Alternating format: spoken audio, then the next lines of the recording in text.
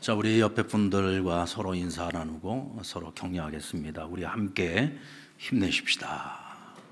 우리 함께 힘내십시다. 하나님께서는 이스라엘의 왕들을 평가할 때 그 기준을 다윗 왕으로 삼았습니다. 그래서 다윗의 길을 따랐다고 하면 그 왕은 성군이 되고, 다윗의 길을 따르지 않았다 하면 그는 악한 왕으로 평가를 받았습니다. 우리가 잘 알고 있는 것처럼 이 다윗이라고 하는 인물이 실수가 없거나 허물이 없는 인생이 아니었습니다. 누구보다도 실수로 따지자면 많은 실수, 씻을 수 없는 실수를 했고 또 허물도 많이 가지고 있는 사람이었습니다. 그런데 왜 하나님께서는 이 다윗을 모든 왕들의 기준으로 삼으셨을까? 그것을 한번 생각해 봤습니다. 먼저 하나님과의 관계 속에서 다윗 왕은 언제나 하나님이 첫 번째였어요. 이 우선순위가 한 번도 흔들린 적이 없습니다. 처음부터 끝까지 그에게 하나님은 언제나 최우선순위에 있었습니다. 그렇기 때문에 수없이 많은 유혹거리가 있음에도 불구하고 그는 우상 숭배에 빠지지 않을 수가 있었던 거죠. 그리고 사람들과의 관계 속에서 다윗은 참 너그러운 사람이었습니다. 심지어는 원수까지도 포용해서 내 편으로 만들 수 있는 그런 넉넉한 가슴을 가진 사람이었습니다. 바로 그 너그러움의 크기가 이스라엘의 크기를 결정했고, 그래서 다윗이 이스라엘을 다스릴 때 그 백성들은 굉장히 넉넉한 삶을 살아갈 수 있었습니다. 그런가 하면 반면에 포용이라고는 손톱만큼도 찾아볼 수 없는 사람들도 있습니다. 바로 다윗의 군대 장관이었던 요압과 같은 인물이죠. 이 요압과 그의 형제들은요, 용서라고 하는 것을 모르는 사람이었어요. 나와 뜻이 다르고 대적에 속하는 자들이면 무조건 다 제거 대상이었습니다. 심지어는 그의 왕이었던 다윗이 원수임에도 불구하고 품고자 했던 사람들마저도 그는 군대 장관으로서 다 죽여버립니다. 심지어는 아버지에게 구테타를 일으켜서 왕자를 빼앗으려고 했던 압살롬, 다윗은요, 비록 그가 잘못은 했지만 그래도 내 아들이니 그 생명만큼은 빼앗지 말아달라고 간곡히 부탁을 했습니다. 그런데 그 압살롬마저도 요압은 죽이고 말았습니다. 그리고 압살롬의 총사령관이었던 이도 다윗은 그를 품고 가고자 했지만 그마저도 다 죽이고 말았습니다. 한마디로 말해서 이 다윗과 같은 인생은 더하기를 하는 인생이죠. 원수도 내 편으로 만들어서 사람들을 더해가고자 하는 인생을 살았던 것이고, 이 요압과 같은 사람은 뺄셈이 인생이라고 할 수 있어요. 나하고 맞지 않으면 다 빼버리는 겁니다. 다 죽여버리는 겁니다. 여러분, 이 덧셈 인생을 살아간다고 하는 것이 사실 쉽지 않아요. 왜냐하면 그만큼 마음을 열어야 되고 그만큼 품어야 되기 때문에 시간도 더 걸리고 내가 그만큼 더 노력을 해야 됩니다. 그러나 시간이 지나고 보면은요, 이 덧셈 인생을 살아가는 사람에게는 더 많은 사람들이 생깁니다. 근데 뺄셈 인생을 살아가는 사람들은 편하기는 해요. 왜? 나하고 안 맞으면 당신은 이래서 안 되고 저래서 안 되고 다 빼버리고 나면 혼자 일하는 것이 편할 수는 있겠습니다만 나중에 돌아보면 남는 게 하나도 없습니다. 그래서 결국은 그 마지막 결론이 비참하게 끝나는 것을 보게 됩니다. 우리도 세상을 살아가다 보면 나랑 잘 맞는 사람도 만나지만 맞지 않는 사람도 만나죠. 여러분, 나랑 맞지 않는 그 사람들을 여러분들은 더하고 있습니까? 아니면 여러분의 인생에서 빼고 있습니까? 빼는 것이 쉽습니다. 안 만나면 그만이고 상대 안 하면 그만이고 내 인생에서 그냥 사라져 주세요 하면 그만이죠. 그러나 그렇게 빼다 보면 우리 주변에 누가 남겠습니까? 힘들어도 어려워도 참고 품어주고 끌어안아주면 과정은 힘들지 모르지만 더 많은 사람이 생겨나게 될 겁니다. 그런 면에서 다윗은 왕이나 지도자들뿐만 아니라 오늘 이 시대를 살아가고 있는 우리 그리스도인들에게 굉장히 좋은 기준을 보여주고 있는 인물입니다. 자, 오늘 본문에는 처음부터 끝까지 뺄셈을 포기하지 않고 덧셈을 하려는 하나님과 계속 충돌을 일으키고 있는 한 사람의 이야기가 등장하고 있습니다. 그는 다름 아닌 북이스라엘의 선지자였던 요나 선지자입니다. 하나님께서 어느 날 요나에게 아수르의 수도인 니느웨에 가서 그 땅을 심판하시겠다고 하는 하나님의 심판의 메시지를 전하라고 명령하셨습니다. 당시 이 아수르라고 하는 나라는요, 정말 못된 나라였습니다. 정말 악한 나라였습니다. 그들이 가지고 있는 힘과 군사력을 가지고 자기네 나라 주변에 있는 모든 나라들을 다 초토화시키고 그 나라들을 억압하고 핍박했습니다. 다른 나라 사람들을 어떻게 다루었는지 그들은 너무나 잔인하게 다루어서 역사를 기술하는 사람들이 이 아수르는 가장 악랄하고 가장 잔인한 민족이었다라고 기록을 하고 있습니다. 그러니까 이스라엘 백성들에게 있어서 이 아수르라고 하는 이 나라는 아주 철천지 원수 중에 원수였던 거죠. 근데 그 원수의 나라의 수도였던 니느웨에 가서 하나님의 메시지를 선포하라고 합니다. 그러자 요나는 오늘 성경에 보면 그러나 요나가 그랬어요. 그러나 요나가라는 말은 순종했다는 뜻이 불순종했다는 뜻이에요. 그렇죠. 불순종했습니다. 아니 오히려 저항하기까지 했습니다. 그래서 그는 하나님께서 가라고 하는 니느웨 방향으로 가지 않고 니느웨와 정반대 끝에 있는 다시스라고 하는 도시로 가기 위해서 다시스행 배에 올라탔습니다. 다시스로 가려고 요빠 항구에 갔더니 마침 그때 다시스로 가는 배가 기다리고 있었습니다. 아, 하나님이 내 마음 내 뜻을 들어주시는구나. 그리고는 그 배에 올라탈 때는 모든 것이 순조로워 보았겠죠.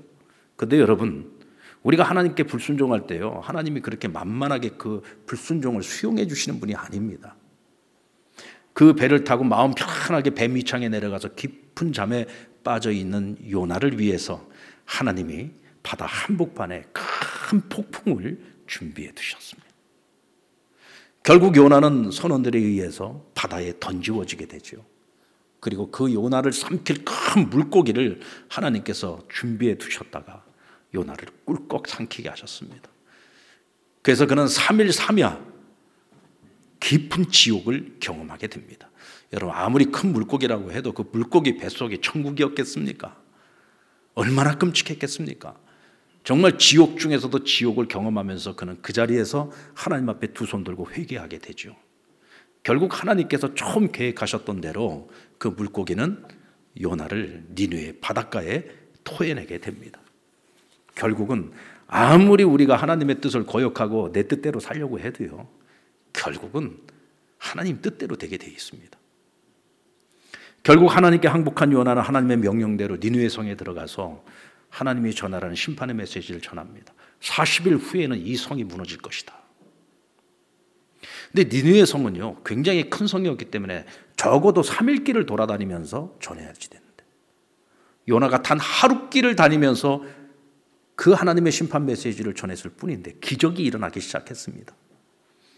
그 성의 그 악독하고 그 잔인한 그 왕과 그 백성들이요, 하나님을 믿기 시작하고요, 베옷을 입고 금식을 하면서 자신들의 죄를 하나님 앞에 회개하기 시작했습니다.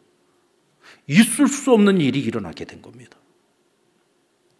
자, 그러면서 3장 10절에 보면 하나님이 그들에게 행한 것, 곧 그 악한 길에서 돌이켜 떠난 것을 보시고 하나님의 뜻을 돌이켜서 그들에게 내리리라고 말씀하신 재앙을 아니하시니라. 하나님이 그들을 심판하시려고 했습니다. 그래서 요나를 보낸 거 아닙니까? 그 심판의 메시지를 전하기도 했습니다. 그런데 문제는 그 심판의 메시지를 듣고 이 백성들이 회개하기 시작했다는 거예요. 그러면서 하나님이 뜻을 돌이킵니다. 재앙을 내리려고 했는데 재앙을 거두어 버리신 거죠. 하나님이 그들에게 은혜를 베푸신 겁니다. 여러분, 하나님은 바로 이러신 분입니다. 그들이 어떤 백성이 됐든 어떤 나라가 됐든 어떤 민족이 됐든 하나님은 그들을 향한 마음과 그 목적이 그들을 심판하려고 하는 데 있지 않고 구원하려는 데 있다는 것을 오늘 보여주고 있죠. 그리고 선지자 요나는 그 누구보다도 하나님이 바로 이런 하나님이라는 것을 잘 알고 있었습니다. 그래서 여러분 4장 2절 말씀을 우리 같이 한번 읽어볼까요? 시작. 여호와께서 기도하여 이르되 여호와여 내가 고국에 있을 때에 이러하겠다고 말씀하지 아니하였나이까.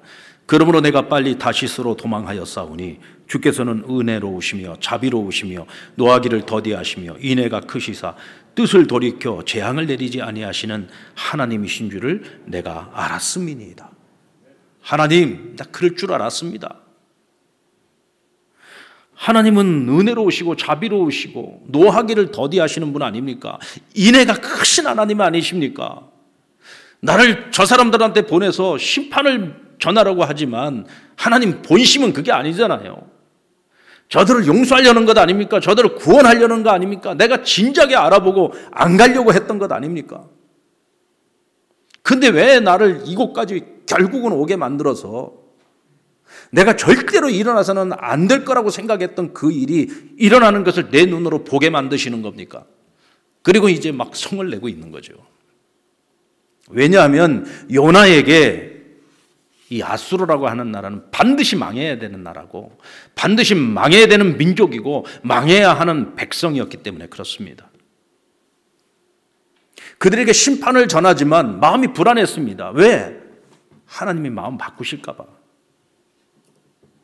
하나님께서 저들을 심판하시는 것이 아니라 저들을 구원하실까 봐. 그게 두려웠습니다. 근데 설마 했던 일이 눈앞에 펼쳐지니까 그 마음속에 있던 분노를 참지 못하고 결국은 폭발하고 말았던 거죠. 그러면서 말하기를 나를 죽여달라고 말합니다. 내가 저들 잘 되는 꼴을 보느니 내가 차라리 죽고 말겠다고 나를 죽여달라고 하나님께 요청하고 있습니다. 이에 하나님께서 하도 기가 막히니까 이렇게 말씀하십니다. 4절 말씀에 보면 여호와께서 이르시되 내가 성내는 것이 옳으냐 하시니라. 요나야, 너 왜 성내고 있니? 내가 죽이려고 했던 사람들 살려주는데, 죽이는 것도 아니고 내가 살리는 것인데 왜 살아있는 생명들을 살리는 일을 보고 너가 성을 내는 것이니? 너가 지금 성내고 있는 것이 옳으냐 그르냐 하고 묻습니다. 이것은 하나님 입장에서 보실 때는 지금 잘못하고 있는 거죠, 요나가. 근데 이 요나는요, 내가 잘못했습니다라는 말을 하지 않아요. 내가 옳다고 말합니다. 내가 옳습니다. 내가 생각하는 대로, 내가 옳다고 하는 대로 모든 것이 이루어지는 것이 맞는 겁니다. 지금 하나님이 틀렸습니다. 하나님이 틀렸다고요. 하나님께 성내고 있는 겁니다. 요나는 자기 자신도 모르는 사이에 하나님께서 가장 싫어하는 일을 하고 있는 거예요. 그것이 무엇인가요? 우상숭배입니다. 그는 지금 우상숭배를 하고 있습니다. 아마도 하나님께서 야 요나야 너 지금 우상숭배하고 있어 말하면은 아마 목에 핏대를 올려가면서 하나님께 따지고 대들 겁니다. 하나님, 내가 언제 우상숭배를 했습니까? 그 얘기는 자기가 우상숭배를 하고 있는 것조차도 요나가 알지 못하고 있었다는 얘기죠.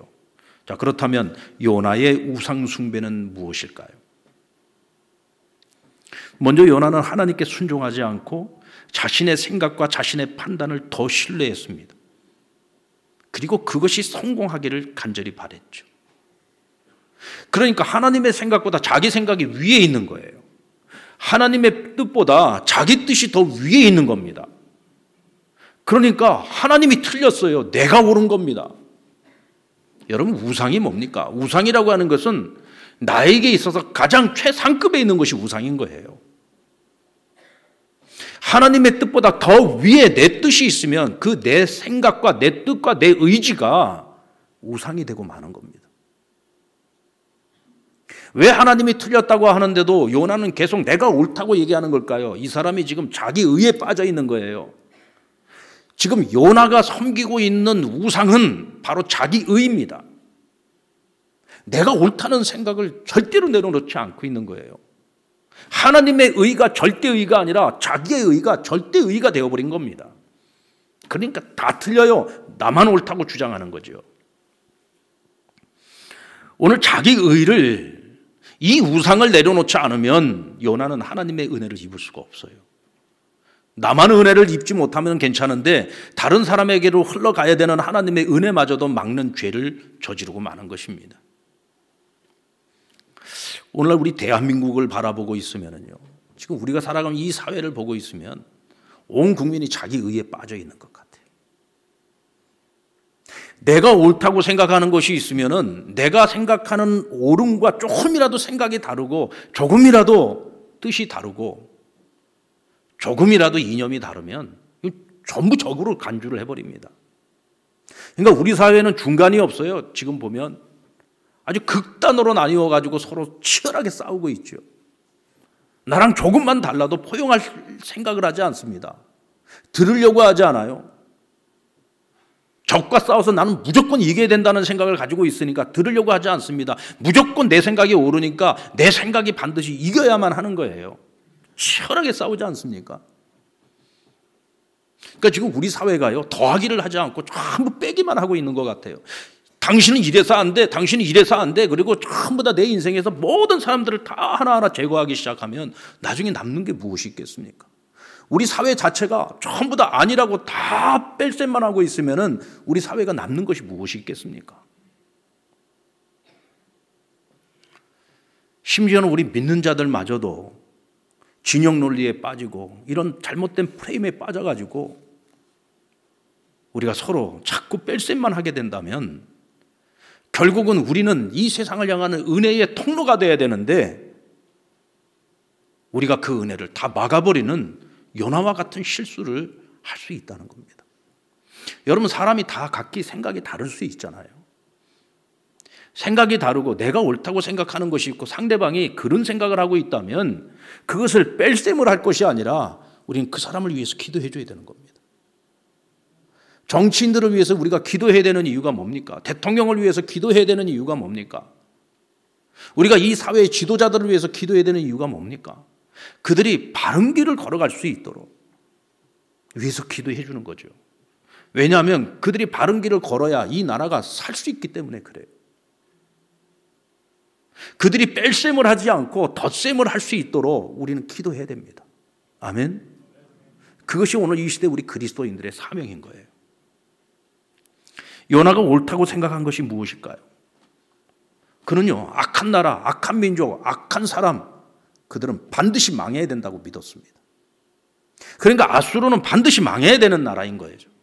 이것을요, 내셔널리즘, 민족주의라고 말합니다. 요나는 선지자였지만 그 어떤 선지자보다도 민족주의적 성향이 강한 선지자였어요. 그래서 열왕기하 14장 25절에 보면 이스라엘 왕 여로보암 2세가 이 팽창적인 군사정책을 펼치면서 군대의 힘을 키워가지고 자꾸 옆에 있는 나라들을 빼앗고 영토를 확장을 하는 거예요. 근데 요나는 그 일을 더 잘할 수 있도록 계속 뭐예요? 밀어주는 거예요. 옹호해 주는 거예요. 그 여로보암 2세가 가지고 있었던 이런 민족주의적인 그 성향을 계속 바람을 불어넣었어. 근데 반면에 그 시대에 사역을 했었던 아모스나 호세아 같은 선지자들은 오히려 이 여로보암 2세가 잘못하고 있는 부분에 대해서 계속 지적을 합니다. 근데 요나가 그런 부분들을 지적했다는 내용이 없어요. 오히려 요나가 하나님의 메시지를 전함에 그 메시지를 듣고 여로보암 2세가 자꾸 영토를 확장했다라고 말씀하고 있습니다. 여러분들, 오늘 우리에게도 민족주의적인 성향이 있습니까? 없습니까? 저는 저를 보면 굉장히 제가 심한 것 같아요. 저도 굉장히 민족주의적인 성향이 강한 사람 중에 한 사람입니다. 그만큼 저는 이 대한민국을 사랑하기 때문에 그렇습니다. 우리 주변에 아주 참 생각만 해도 이쁘지 않은 두 나라가 있잖아요. 우리 과거 역사를 돌아보면 우리에게 한 번도 별로 도움이 되지 않았던 두 나라가 있어요. 왼쪽에는 중국이란 나라가 있고 오른쪽에는 일본이란 나라가 있는데 지금까지도 우리를 힘들게 하지 않습니까? 지금까지도. 우리가 한일전 축구 시합을 하면은요, 다른 나라한테는 질 수 있어도 일본하고는 절대로 지면 안 돼요. 이거는 우리 선수들이 정말 목숨 걸고 싸워서 이겨내야지 되는 싸움이죠. 이제 그만큼 우리가 일본을 별로 안 이뻐합니다. 게다가 그들이 가지고 있는 기술력을 가지고서 한 번씩 갑질을 할 때마다 또 역사 왜곡을 할 때마다 아유, 저놈의 나라 확 망해버렸으면 좋겠다, 이런 생각도 솔직히 우리가 가질 때가 있어요, 없어요? 네, 그러면 안 된다니까요. 네. 그런 생각 솔직히 말해서 가질 때가 있어요. 중국 더 못할 것도 없습니다. 저는 사실 일본도 그렇지만 중국도 너무너무 미워요. 자, 그렇다고 해서 여러분 우리가 저놈의 나라들 확 망해버려라, 이런 생각을 가지면 그 순간에 우리는 민족주의자가 되는 거예요. 여러분, 이 민족주의라고 하는 것은요, 내 나라를 사랑하는 거, 이게 민족주의가 아니에요. 내 나라를 사랑하기 때문에 다른 나라가 망해야 된다라고 생각하면 그게 민족주의인 겁니다. 그것은 하나님이 기뻐하지 않는 생각이에요. 그것이 우리에게 우상이 되어버리면은요, 그리스도의 복음을, 하나님의 은혜를 온 세상에 퍼뜨려야지 되는 오늘 우리가 그 사명을 우리 스스로 포기하는 것이 되어버릴 수밖에 없습니다. 별로 이뻐하지 않는 나라 중국에다가 웬 선교사를 그렇게 많이 보냈습니까? 우리나라가 선교사를 가장 많이 보낸 나라가 중국이에요. 지금 이제 중국이 정책이 바뀌어가지고 문을 닫아버리는 바람에 지금 우리 선교사들이 다 추방을 당했습니다마는, 얼마나 많은 선교사들이 중국에 오랜 기간 동안 가서 계속 문을 두드려가지고 지금 중국 교회를 얼마나 부흥시켜 놨습니까? 그 귀신을 많이 섬기는 일본에도 우리 선교사들이 가서 정말 그 척박한 땅에서 얼마나 열심히 선교를 해가지고 교회를 세우고 그곳에 지도자들을 세워놓고 그 일본 복음화를 위해서 얼마나 지금도 애쓰고 있습니까? 그렇게 선교사를 보내가지고 열심히 복음을 전하면서 저놈의 나라 망해라 망해라 그러면은 이치에 안 맞는 거잖아요. 우리는 감정을 따라가면 안 되고 이성을 따라가야죠. 우리는 그 나라의 영적 부흥을 위해서 기도해야 되고, 그 나라가 변할 수 있도록 위해서 기도해야 됩니다. 그 나라가 망하기를 위해서 기도하면 안 되죠. 오늘 요나도 역시 마찬가지죠. 40일 후면 너희가 망한다 했을 때 그들이 회개함으로 망하지 않고 하나님께로 돌아오는 모습을 보았을 때 박수를 쳐야 되는 것 아닙니까? 인간적으로는 그들이 미웠지만, 그러나 그들이 회개하고 하나님께로 돌아오는 모습을 보았을 때에는 박수를 쳐야 될 일 아니겠습니까? 근데 이 민족주의라고 하는 이 우상에 빠져 있으면요, 그게 안 되는 거예요. 오늘 우리도 마찬가지입니다. 갈라디아서 2장에 보면 바울이 사도 베드로의 인종 편견에 대해서 비판하는 내용이 나옵니다. 이방인들과 함께 같은 식탁에 앉아야 되는데 베드로가 갑자기 기피하는 거예요. 그 모습을 보면서 그가 복음의 진리를 따라 행하지 않는다고 비판을 했습니다. 베드로가 왜 그랬을까요? 그는 유대인으로 태어나서 유대인으로 살아왔습니다. 이 유대인들이 기본적으로 가지고 있는 선민 사상, 우리는 하나님의 백성이다. 그리고 민족 우월주의를 가지고 있었고요. 율법주의에 빠져 있었죠. 이건 기본적으로 유대인이라면 누구나 다 가지고 있는 생각이었어요. 그러니까 유대인들은 기본적으로 이방인들하고 절대로 같은 식탁 공동체에 들어가지 않습니다. 왜냐하면 이방인과 함께 식탁에 앉는 그 순간에 그들의 문화가 들어오는 거죠. 그를 내가 수용하고 받아들이는 겁니다. 그래서 그들은 철저하게 이방인들의 집에도 가지 않았고 그들과 교제하지 않았어요. 그러니까 베드로에겐 그게 몸에 배어 있었던 거죠. 그런데 이방인과 앉아야 되는 그 자리에 있을 때에 나도 모르게 기피하게 된 거예요. 사도행전 10장에 보면 하나님께서 어느 날 베드로가 기도하고 있을 때 한 환상을 보여주시죠. 하늘로부터 큰 쟁반이 하나 내려오는데 그 쟁반 위에 율법에 금하고 있는 음식들, 짐승들이 잔뜩 올라져 있는 겁니다. 하늘에서 음성이 들려오기를 저것을 먹으라 말씀하시는데, 저 부정한 것들 왜 나보고 먹으라고 하십니까? 저 못 먹습니다. 그러자 또다시 음성이 들려옵니다. 내가 정하다고 하는데 왜 너가 부정하다고 말하느냐? 먹으라 하십니다. 왜 하나님께서 이런 환상을 베드로에게 보여주었을까요? 베드로가 가지고 있는 이 유대적 관념, 이 민족주의적인 관념, 이것을 내가 떨쳐버리지 않으면 절대로 주의 복음을 온 세상 땅끝까지 전하는 이 일을 할 수 없는 거죠. 이 인종적 편견을 내려놔야만 그가 땅끝까지 복음을 전하는 사명을 감당할 수 있었기 때문입니다. 하나님께서는 오늘 이 땅의 교회, 이 나라를 통해서 온 세상에 주의 복음이 전파되기를 원하고 계십니다. 그런데 만약에 우리가 이런 민족주의적인 우상 숭배를 하고 있다고 한다면 결국 우리는 그 사명을 감당할 수 없게 되는 거죠. 이것을 우리가 조금 더 우리의 삶에서 실감나게 적용을 해본다고 하면 나와 다른 너를 우리는 포용할 수 있어야 된다는 거예요. 나와 비슷한 사람, 나와 같은 생각을 가지고 있는 사람, 나랑 친밀한 사람들만 포용하고 품고 가는 것이 아니라 나랑 다른 사람, 다른 생각을 가지고 있고 다른 뜻을 가지고 있고 때로는 나랑 부딪히기도 하는 사람, 그런 사람까지도 우리가 함께 품고 갈 수 있어야 된다. 다윗처럼 원수도 품고 가지 않습니까? 그게 내 편으로 만들어버리잖아요. 오늘 하나님께서 이 땅을 살아가는 그리스도인들이 덧셈을 하면서 살기를 원하시는 거예요. 좀 더 너희의 그 마음의 그릇을 넓히라는 것입니다. 너희의 그릇을 더 크게 만들라는 것입니다. 그래서 더하게 인생을 통해서 하나님 나라를 확장해 나가기를 원하시는 거죠. 하나님께서 지적하신 요나의 가장 큰 우상이 무엇이었을까요? 여러분, 자기의, 민족주의, 사실 이거는요 그럴듯하게 포장해 놓은 겁니다. 사실은 지금 요나가 가장 큰 우상으로 섬기고 있는 것은요 바로 자기 자신이에요. 지금 자기 사랑에 깊이 빠져 있는 겁니다. 요나가 니느웨 성이 어떻게 되는지 보려고 초막을 지어놓고 그늘을 찾아가서 앉아서 쳐다보고 있는데 해가 계속 움직이잖아요. 그러니까 그늘에 앉아 있었는데 다시 해가 돋는 겁니다. 하나님께서 그런 요나를 위해서 박넝쿨을 하나 준비해 주셔가지고 그늘을 만들어 주셨어요. 그 박넝쿨 때문에 요나가 참 변덕도요 얼마나 심한지, 조금 전에 죽기를 구하던 사람이 그 박넝쿨 하나에 감동을 받아가지고 하나님을 찬양하지 않습니까? 하나님 나를 긍휼히 여기셔서 이 박넝쿨 이 그늘로 이 햇빛을 가리워 주셨다고 막 노래를 불러요. 근데 그 다음 날 하나님께서 아침부터 벌레를 보내가지고 박넝쿨을 다 갉아먹게 만들었습니다. 그리고 뜨거운 동풍을 막 불어넣는데 그늘도 없지 뜨거운 동풍은 불어오지. 그러니까 이 요나가 박넝쿨이 사라졌다고 이제 막 또 하나님 원망하면서 나를 죽여달라고 또 막 성을 냅니다. 그러니까 하나님께서 9절에 이렇게 말씀하십니다. 우리 같이 한번 볼까요? 9절.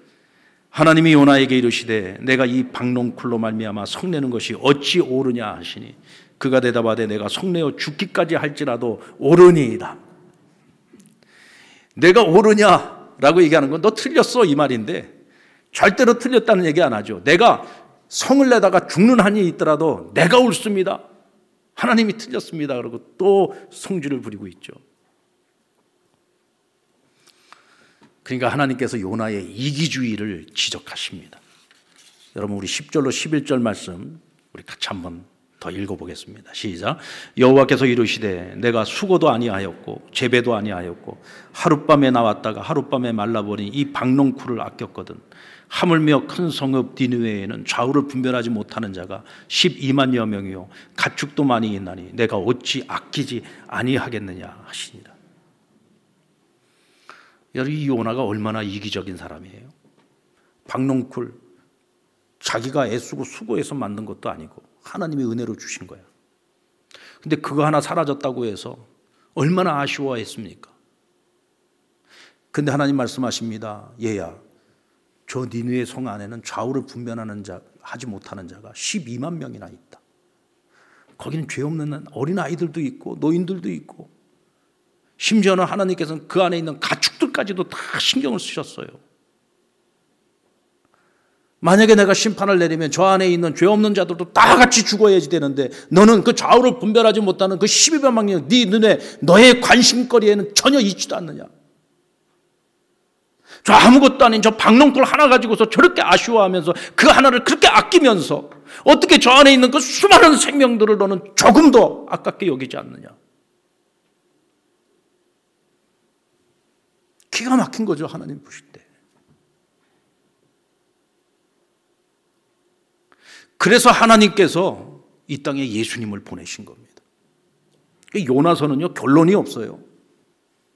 요나에게 하나님께서 내가 어찌 저 사람들을 아끼지 않을 수 있겠느냐 하고 물음으로 끝나버립니다. 그리고 하나님께서 그 생명들을 살리시기 위해서 하나밖에 없는 독생자 예수 그리스도를 이 땅에 보내신 거예요. 그리고 멸망할 수밖에 없는 그 생명들을 살리시기 위해서 자기 아들을 십자가에 매달아 죽여야만 했던 것입니다. 그것이 팩트입니다. 그것이 사실입니다. 여러분 요나와 예수님 너무 비교되지 않습니까? 오늘 우리는 누구 얘기를 걸어가고 있습니까? 어쩌면 이 요나의 모습은요 우리와 너무 닮았습니다. 어쩌면 우리는 예수님을 믿고 그리스도인으로 이 땅을 살아가지만 우리도 나도 모르는 사이에 요나처럼 내가 우상이 되고 자기가 우상이 되어서 너무 지극한 자기 사랑에 빠져서 나도 모르는 사이에 자기라는 우상을 섬기고 있는지 몰라요.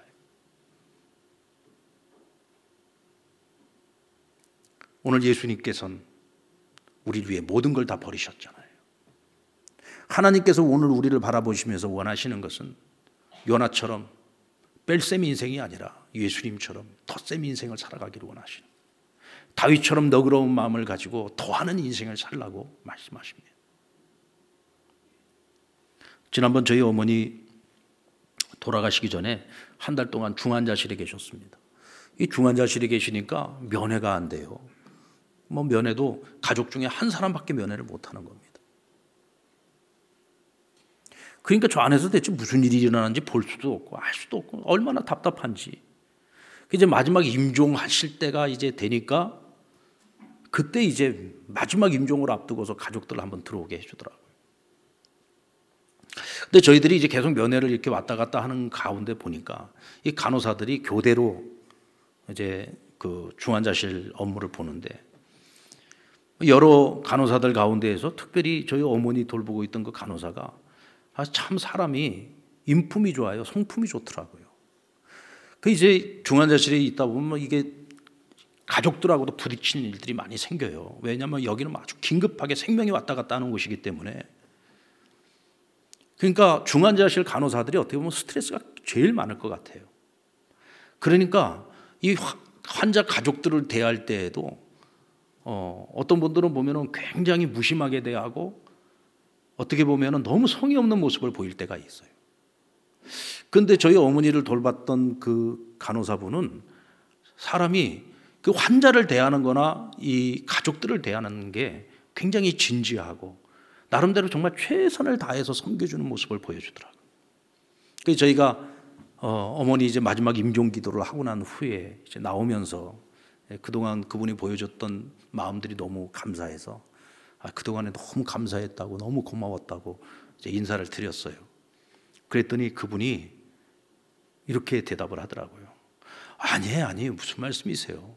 저는 제가 할 일을 했을 뿐입니다. 사실 그분 말이 맞는 말인데 그 얘기가 제 귀에 탁 꽂혔어요.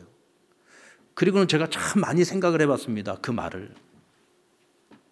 나는 과연 하나님께서 나를 목회자로 불러서 내가 목회자로서 사역을 지금까지 해왔는데 나는 과연 그분처럼 정말 그런 마음으로 내가 지금까지 일을 해왔을까? 때론 내가 이렇게 애썼는데 내가 이렇게 수고했는데 사람들이 더 알아주기를 바라고 더 인정해주기를 바라며 살진 않았는가? 그냥 나는 내가 해야 할 일을 했을 뿐인데 이런 겸손한 마음을 가지고 나는 지금까지 내게 주어진 이 사역을 감당해 왔는가라고 나 스스로에게 한번 반성하며 질문을 던져봤습니다. 만약 요나가 억지로 가서 전했는데 그 안에서 기적이 일어났잖아요. 그 모습을 보면서 하나님, 난 내가 옳은 줄 알았는데요. 결과를 보니까 하나님이 옳으신 게 맞아요. 죽이면 뭐 하겠습니까? 저들을 멸하면 뭐 하겠습니까? 죽을 생명 사는 걸 보니까 더 마음이 좋네요. 하나님께서 그런 요나를 보시면서 그래도 한마디 좀 위로해 주시지 않겠습니까? 야, 요나야, 다 네 덕분이다. 네가 그렇게 가기 싫은데도 어쨌든 네가 가서 전해서 저들이 구원받은 거잖아. 아니요, 하나님 당신이 다 하신 거죠. 억지로 와서 저는 전했을 뿐입니다. 그저 저는 제가 해야 할 일을 했을 뿐입니다. 만약에 요나서가 그렇게 끝이 났다면 우리가 기억하는 요나가 아닌 또 다른 모습의 요나를 우리는 기억하게 될 것입니다. 근데 불행하게도 요나서의 끝은 결론이 없이 끝나고 말았습니다. 그 하나님의 질문 앞에서 요나가 나중에 어떻게 살았는지 성경은 전혀 기록하고 있잖아요. 그 이유는 무엇일까요? 오늘 저와 여러분에게 하나님께서 묻고 계신 겁니다. 너희는 지금 더하기를 하고 있니? 빼기를 하고 있네. 나와 다르면 다 빼내고 있니? 아니면 나와 다른 사람도 품고 더하기를 하면서 살고 있니? 예수님처럼 누군가를 살리기 위해서 나를 희생하고 헌신하는 삶을 살아가고 있니? 아니면 누군가를 철저하게 희생시키면서 살아가고 있니? 아니요, 나는 내 할 일을 다 했을 뿐입니다 라고 겸손하게 말했던 그 누군가처럼 그렇게 겸손한 마음을 가지고 살아가고 있니? 아니면 지극히 작은 거 하나 해놓고서도 끊임없이 사람들에게 인정받고 싶고 칭찬 듣고 싶어 하면서 살고 있지는 않니? 오늘 하나님께서 우리에게 묻고 있는 겁니다. 오늘 우리가 어떤 마음을 가지느냐에 따라서 우리가 누군가에게 은혜의 통로가 될 수도 있고, 우리가 어떤 마음을 갖느냐에 따라서 그 은혜를 막는 자로 살아갈 수도 있는 겁니다. 여러분, 요나의 길을 걷겠습니까? 아니면 주님이 가신 길을 걷겠습니까? 오늘 하나님께서 우리에게 그것을 묻고 계십니다. 여러분, 우리는 어떤 마음을 가지고 살아왔습니까? 이제부터 우리가 어떤 마음을 가지고 살아가야 하겠습니까? 오늘 우리의 그 결단에 따라서 우리 가정이 변할 거고, 우리가 살아가는 이 사회가 변할 수 있을 것이고, 우리 교회도 더 성숙해지게 될 것이고, 이 세상을 변화시킬 수 있을 것입니다. 오늘 하나님은 우리에게 그것을 기대하고 계십니다.